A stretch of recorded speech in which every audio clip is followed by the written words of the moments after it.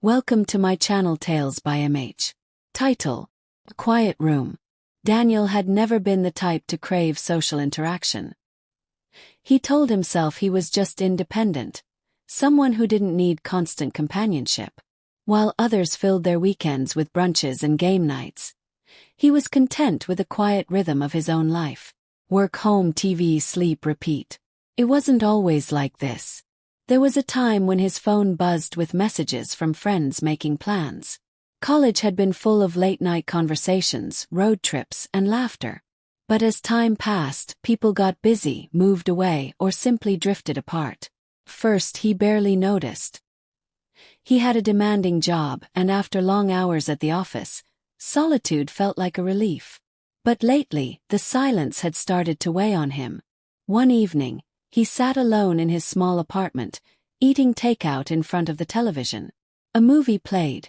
A group of old friends gathered around a table, laughing, teasing each other, reminiscing about their youth. It was just a scene, but it hit him unexpectedly hard. He realized he couldn't remember the last time he had laughed like that, the last time he had shared a moment with someone who genuinely cared about him. For the first time in years, Daniel felt lonely. The next day at work, he couldn't shake the feeling. He saw co-workers chatting in groups, making weekend plans, talking about their kids or their vacations. He was just there. No one would notice if he didn't show up. No one would ask if he was okay. The thought unsettled him. That night, he stared at his phone, scrolling through old contacts. So many names he hadn't spoken to in years. He stopped at one: Mark Turner, his closest friend from college. They had been inseparable once, but after graduation, life pulled them in different directions. His thumb hovered over the screen. He almost put the phone down, but something in him resisted. Before he could change his mind, he typed, "Hey, it's been a while.